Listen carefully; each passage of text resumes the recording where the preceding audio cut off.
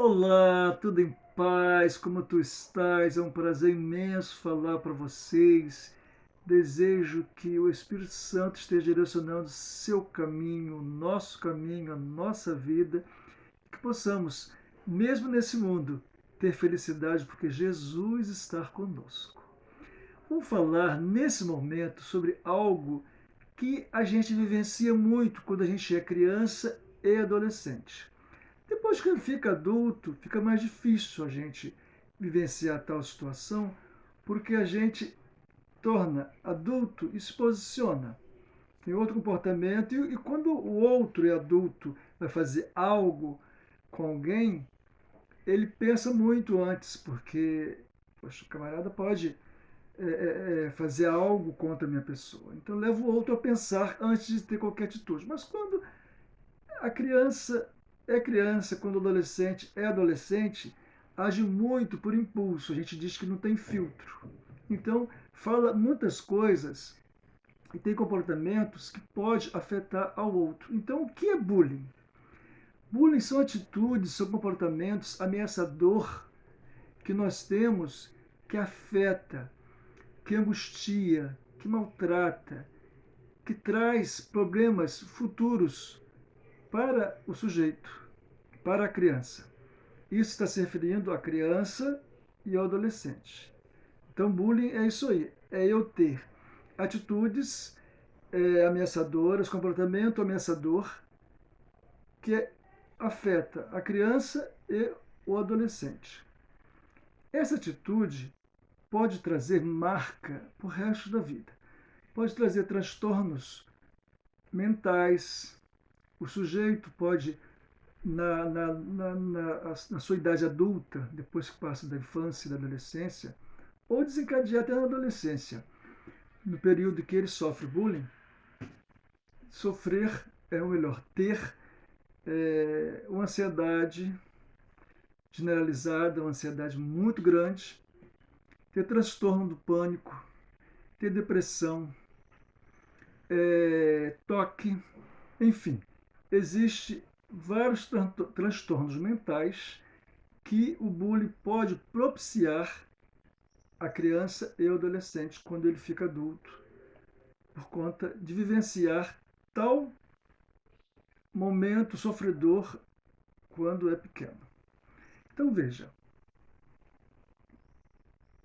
quando eu era criança, contar um pouquinho da minha experiência para você ter uma noção. Não tinha toda essa proteção que existe hoje.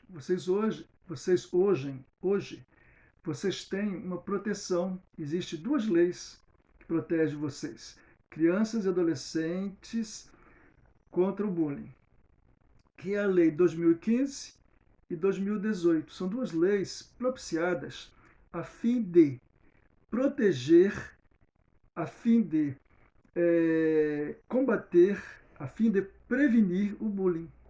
Então, se a criança sofre na escola, ou sofre na família, ou sofre na rua, na sociedade que ela vivencia bullying, existem leis que protegem. Na minha época não existia.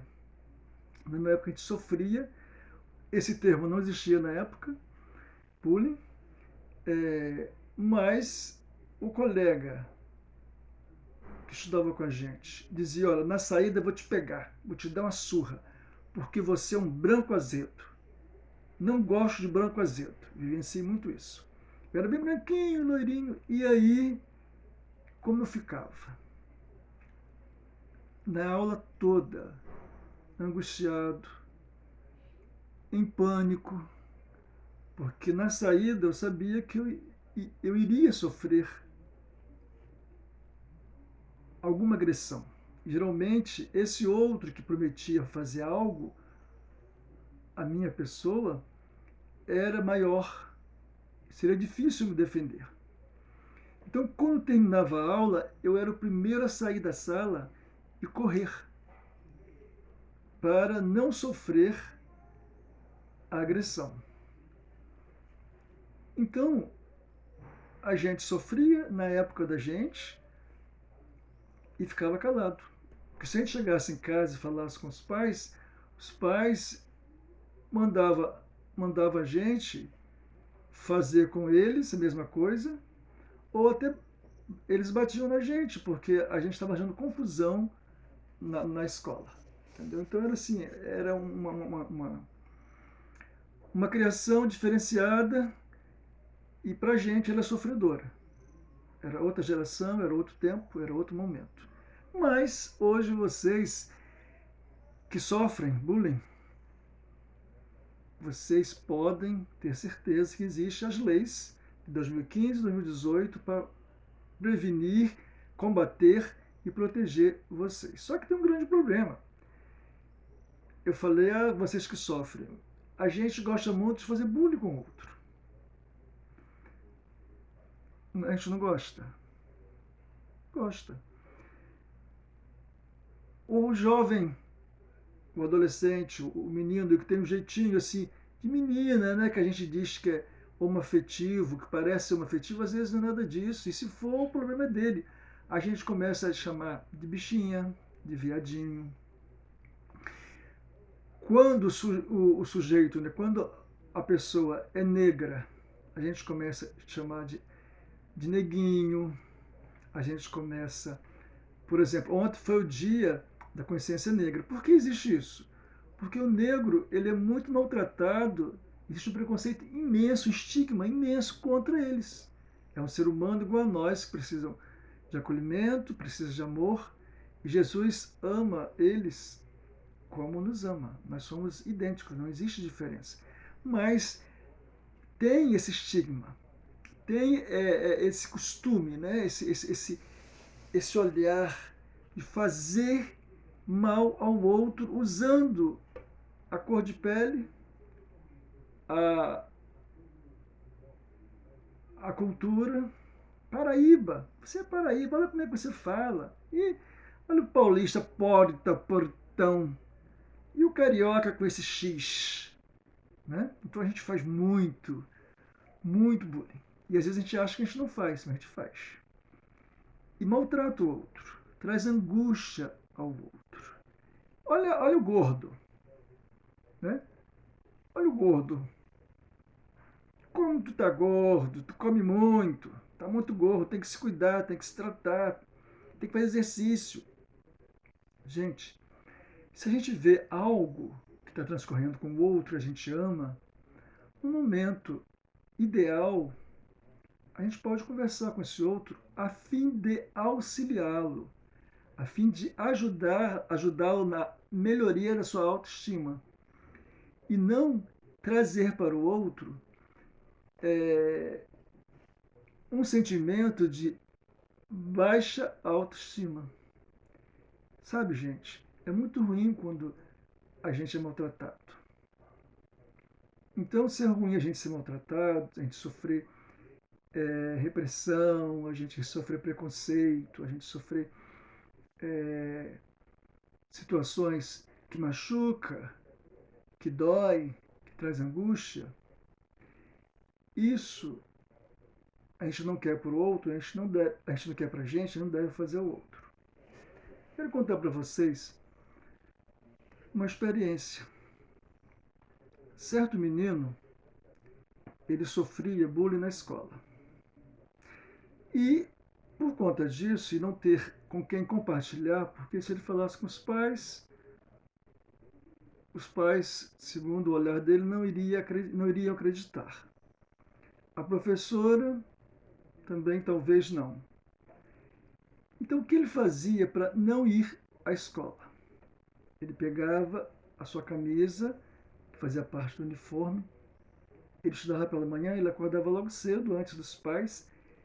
A mãe tinha passado, lavado aquela camisa, ele passava a camisa no chão escondido e deixava lá, tipo assim, tinha cachorro na casa, tinha gato, tipo um animal foi lá e derrubou aquela camisa, sujou aquela camisa. Por quê? A escola não permitia entrar sem uniforme. E sem a camisa branca, que fazia parte do uniforme, era branco e azul marinho, ele não ia poder ir à escola. Então, ele sempre usava uma estratégia para poder não ir. Quando ele não conseguiu mais usar a estratégia da camisa, de sujar a camisa, ele saía de casa para ir para a escola, mas o horário dele ir para a escola, ele ficava na casa de um coleguinha, de um amiguinho brincando. E os pais não sabiam. Certo dia, a mãe foi com ele para uma viagem. E no caminho encontrou com a professora. E a professora perguntou: por que você não tem ido à escola? Você está doente? O que está acontecendo? E a mãe não sabia que ele estava faltando a aula já aproximadamente 2 semanas. E coitado, ele sofreu a repreensão da mãe. E quando chegou na escola, ele vivenciou todo aquele bullying que ele vivenciava sempre. Entendeu? Então, por que eu estou contando essa experiência? Para dizer para vocês o seguinte: a gente brincar com o outro com palavras que machucam, que dói, é algo que a gente acha que nada vai acontecer com o outro. É um palhação, é um bobão, é um otário, é paradão, não joga um futebol direito, perna de pau, enfim. Uma palavra pode afetar a vida do outro e muito. Uma palavra maldita. Então a gente precisa, se a gente não pode acolher ao outro, se a gente não pode tratar o outro com afeto, com atenção, com carinho, se a gente não consegue fazer isso, a gente fica quietinho no canto da gente. A gente não vai abrir a boca para poder usar a nossa palavra para fazer mal ao outro. E nem vamos também usar a nossa boca para fazer calúnias e estimular o bullying. Então, o nosso objetivo, o seu objetivo é você não sofrer o bullying, eu não sofrer o bullying, é nós não sofrermos e nem fazermos ao outro, nem fazer ao outro. Entendeu? A Bíblia, ela não fala sobre o bullying, mas quando Salomão, em Provérbios, fala sobre algumas coisas que Deus não concorda, que Deus odeia, entra no meio, na minha concepção, que o bullying está incluído ali. Vou ler para vocês. Provérbios capítulo 6, verso 16 ao 19. Fala assim, ó. 6 coisas o Senhor aborrece. São 6 coisas, não são 7. Tem 7 sim. 6 coisas o Senhor aborrece. E a sétima, a sua alma abomina. Olhos altivos, pessoas que acham que é melhor do que o outro, olha o outro de cima para baixo, humilhando o outro. Língua mentirosa é a gente inventar uma mentira contra o outro, para poder fazer mal ao outro, para levar o outro a sofrer. Ele é muito inteligente, ela tira só nota boa, eu fico com inveja, eu gostaria de ter a possibilidade de tirar as notas boas, mas não consigo porque eu não estudo, porque eu não faço minha parte. E aí eu começo a trabalhar uma estratégia armando situações para levar o outro ao sofrimento, e aí eu começo a inventar mentira com relação ao outro. Né? Às vezes a gente dava um cascudo no que estava na frente, sentado na frente na sala de aula, e dizia para a professora que foi ele que deu na gente primeiro. Entendeu? Então a gente tem que ter muito cuidado com isso. A mentira. Outra coisa, mãos que derramam sangue inocente. Eu acho que a gente tem que refletir. Porque a gente tem que usar a mão da gente para bater no outro, para dar um soco no outro, para tirar sangue do outro. E porque a gente incentiva, às vezes, as brigas. Quero ver quem vai ganhar. Vamos lá, quero ver. Tu é frouxa. Quero ver quem é mais forte. Eu quero ver se você é homem. Mariquinha, menininha, bichinha. Isso que você não enfrenta o outro. Não bate também no outro. Então, a gente tem que ter muito cuidado de saber usar as nossas mãos. Elas devem ser usadas para fazer o bem. Se a gente não pode estendê-las para poder ajudar o colega, não vamos estendê-las para trazer mal ao outro, trazer dor ao outro, dor psíquica e dor física. Diz mais o verso 18: coração que trama projeto iníquos. Eu falei sobre essa questão de tramar, né? A gente começar a usar estratégia para poder armar uma cilada contra o outro. Sabia que tem gente que ama fazer isso? Tem gente que faz com tanto prazer que você acaba acreditando que o que ela está trazendo, o que ela está fazendo, o que ela está armando é verdade. São verdadeiros artistas. E o pior que a personalidade dela é uma personalidade doentia que faz com que ela acredite que aquilo que ela está armando é verdade. Entendeu? Então a gente tem que ter muito cuidado. Quando a gente vê uma criança, um adolescente que faz muito bullying, a gente precisa chamar essa criança, sentar, conversar com ela, a gente que é adulto, ou você mesmo que é adolescente, se é teu colega, e ver se esse colega está fazendo isso porque é peralta, por conta da idade, ou porque ele faz isso com prazer. Se ele faz isso com prazer, ele quer fazer com muita vontade, porque dá satisfação, existe a personalidade doentia, que precisa ser tratada. Mas se a gente dá um toque, a gente conversa, e o sujeito muda de comportamento, beleza. É um sujeito que reflete e aparentemente tem uma saúde mental boa. Outra coisa que fala, pés que se apresenta a correr para o mal.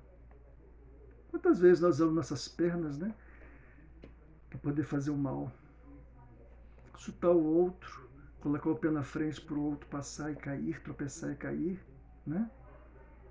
Ao invés de a gente dar a mão para aquele que caiu, a gente quer, às vezes, derrubar para rir do outro, né? Para debochar do outro. Testemunha falsa que profere mentira, e o que semeia contenda entre os irmãos. Então eu li para a nossa reflexão, vou repetir, Provérbios capítulo 6, os versos 16 ao 19. Então veja, testemunha falsa que profere mentiras é a gente ir testemunhar contra o colega, contra o outro, dizendo que ele fez determinada coisa e sabe o que acontece? O outro não fez. Tem outra experiência. Eu gosto muito de trabalhar com experiências porque eu acho que fica rico a nossa compreensão, abre a nossa mente. Então veja, um certo homem era açougueiro. Açougueiro era aquele que tinha açougue. Hoje quase não existe açougues particular, né? O cara mata bois, bota lá pendurado as carnes para vendê-las. Hoje a gente, quem compra carne vai muito no mercado, que lá tem, né, tem as carnes apropriadas para se comprar. Então, mas esse sujeito, ele tinha um açougue, ele tinha atrás da casa dele um cômodo, né, um espaço que ele ali vendia as carnes. Ele matava o próprio boi no seu sítio e levava lá para vendê-las. Ele tinha cachorros da raça pastor alemão. E um dia, um adolescente que visitava essa família, visitava ele era primo desse açougueiro. Ele tinha uma cadela e essa cadela ficou no cio. Ficou naquele momento de ter relações com o cachorro para engravidar. Ele foi lá na casa do açougueiro, porque ele sempre estava lá, os cachorros eram acostumados com ele. Pegou um cachorro grandão, que ele gostaria de ter um igual a esse, levou para a casa dele. Na casa dele os pais não estavam, tinham saído, para poder ter relação e poder engravidar a cadela. Mas não sabe vocês que por ele ser pequeno, ele não sabia que no momento da relação sexual do cachorro com a cadela, o cachorro ficava engatado, preso na cadela.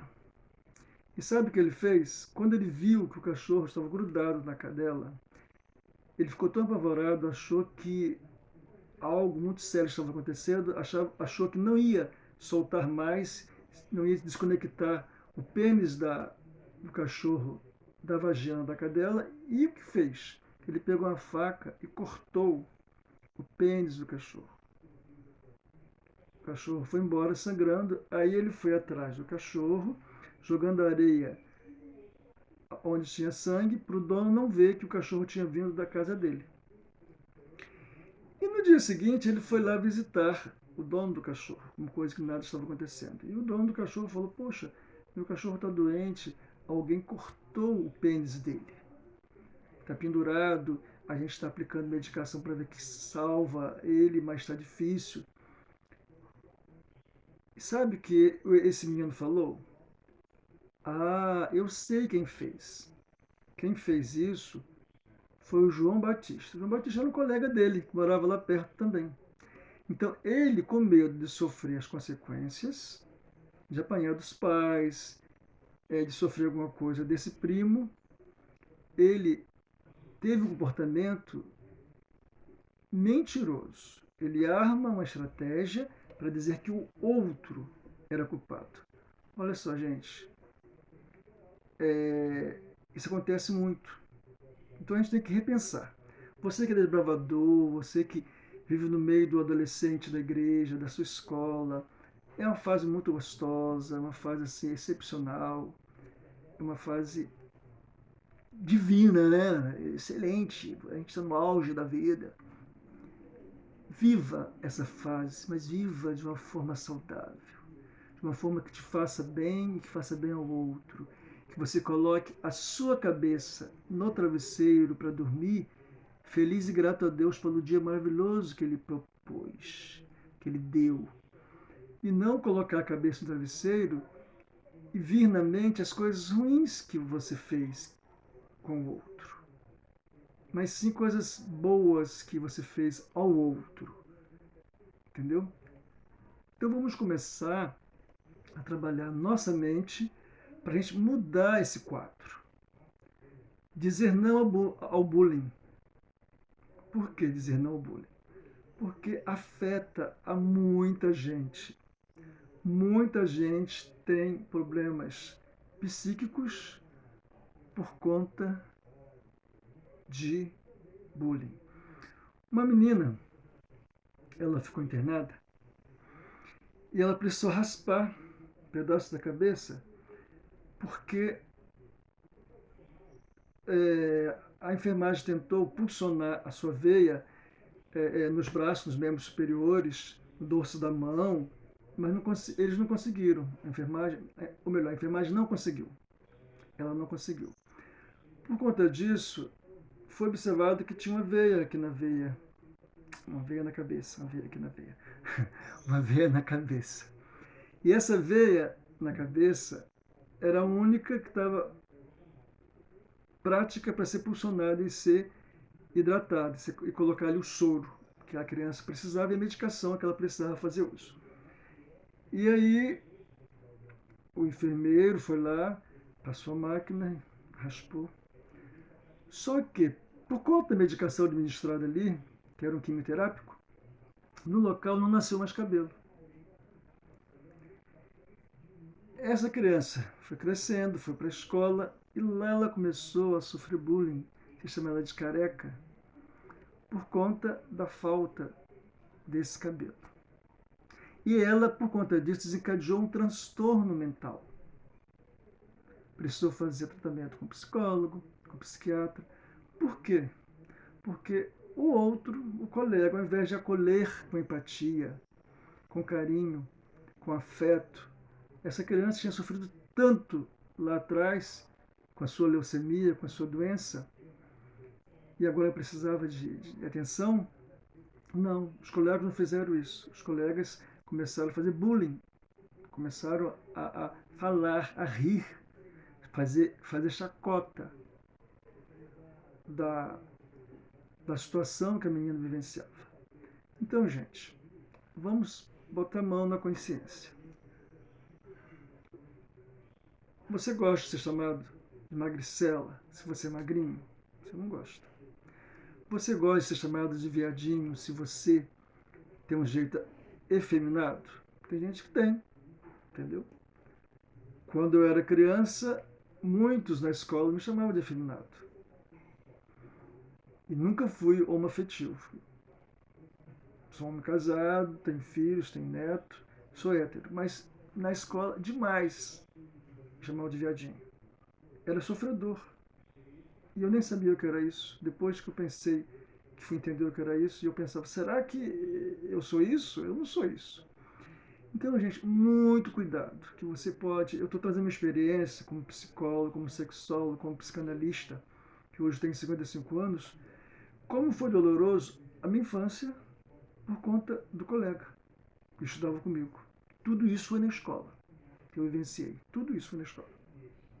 Entendeu? Até na igreja. Eu sou criado na igreja adventista. Eu lembro que, quando eu era do juvenis, tinha um jovem, que era mais velho do que eu, ele era da classe dos adolescentes, ou melhor, da classe dos jovens. Na época não existia a classe de adolescentes, nós saímos juvenis e íamos direto para a classe dos jovens. E que aos sábados à tarde eu ia para a igreja com meu irmão mais velho, para fazer trabalho missionário, ir na casa das pessoas, levar estudos bíblicos, ensinar a Bíblia às pessoas.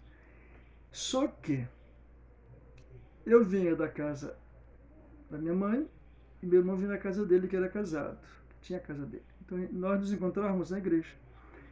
E às vezes eu chegava primeiro. E quando eu chegava primeiro, tinha um jovem que me chamava de viadinho. Aquilo era assim, uma facada. Eu pensava, como pode o jovem da igreja me chamar de viadinho? Tudo bem, lá fora, aquele que não serve a Cristo, eu compreendia, doía muito. Mas eu compreendia. Mas dentro da igreja, eu tenho que sofrer esse bullying lá também? Então, gente, muito cuidado, porque a gente pode ferir, magoar. E quando eu cheguei na adolescência, eu sofri muito por conta de bullying. Quando eu fiquei adulto, eu fui fazer terapia, psicoterapia, para poder vencer os traumas que eu tinha de tanto bullying que eu sofri quando era pequeno. Foram muitos. Eu não contei nem 10% para vocês que eu vivenciei, que eu senti. Então, eu decidi fazer psicologia por conta disso. Porque eu vi que o que eu passei, o sofrimento que eu passei lá com bullying, lá atrás, com a psicologia e a ajuda de Deus, eu consegui melhorar, os traumas meus foram sanados, foram solucionados. Então eu decidi fazer psicologia para ajudar o outro. Então hoje eu estou aqui, parei meia hora da minha vida para falar para vocês, para falar com você. Vamos combater o bullying. Como a gente vai combater? É parar de fazer. Porque se eu não faço, o colega não vai fazer que está comigo. Porque se ele for fazer, eu vou dizer para ele, pô amigo, você quer que o outro faça isso contigo? Se tu não queres que faça isso contigo, automaticamente não queiras fazer com o outro. Então vamos lutar, vamos ser unidos, principalmente na igreja, nas classes adolescentes, dos juvenis, no Clube dos Elevadores, que é um clube excelente. Eu fui de elevador quando eu era pequeno, me ajudou muito na minha vida em todos os aspectos. O Clube dos Elevadores, parabéns aí vocês que são dos elevadores. Vão adiante, não desistam desse clube. Vocês que lideram, que estão nesse momento trazendo esse momento para os jovens, para os adolescentes, a ter uma vida no Desbravadores, uma vida qualificada, uma vida de orientação, uma vida de amizade, de acampamento, de adoração a Deus. Parabéns para vocês que são líderes, parabéns para vocês Desbravadores. Um grande abraço. Vamos lutar pelo combate ao bullying. Não esqueça, se você sofre bullying, está difícil suportar, se está tendo uma angústia, eu conheço até casos de pessoas que se automutilam, porque a angústia é tão grande por sofrer bullying, e começa a se cortar os pulsos, arrancar os cabelos. Eu tive uma paciente no consultório que ela arrancava os cabelos dela quando ela sofria bullying, quando era adolescente. E ficou adulta fazendo isso. Quando se aborrecia, ela também arrancava os cabelos. Então ela foi para o consultório, fazer terapia, para poder conseguir livrar-se desse comportamento que ela trouxe para a vida dela por causa do bullying, por causa do sofrimento que ela vivenciou na sua adolescência. Então, meus queridos, vamos lutar para não ter bullying. Aí você diz, é impossível. Realmente é impossível. Enquanto tem o ser humano, tem coisa errada. Onde eu estou, tem coisa errada, porque eu sou humano. Mas se a gente consegue diminuir, amenizar, se a gente consegue parar de fazer, a gente vai automaticamente, com o nosso comportamento, mostrar para o outro que isso só traz transtornos para o sofredor, para quem está vivenciando o bullying. Um grande abraço, Deus abençoe a vocês e Célia, obrigado pelo convite. Muita paz, uma tarde de sábado muito feliz, espero um dia conhecê-los e vou mandar para vocês, para o clube de vocês, um livro meu. Vou entregar a Célia para a biblioteca de vocês. É sobre o abuso sexual na infância e adolescência, uma interpretação na psicologia humanista. Quero que você, desbravador, leia o livro e um dia a gente vai conversar sobre esse assunto, sobre sexo. Eu sou sexólogo também. É algo assim muito interessante, muito bom de conversar, faz parte da vida e ajuda a gente a crescer. E precisamos honrar a Deus com tudo, tá bom? Um grande beijo, um grande abraço. Foi um prazer imenso falar com vocês. Até breve. Tchau, tchau.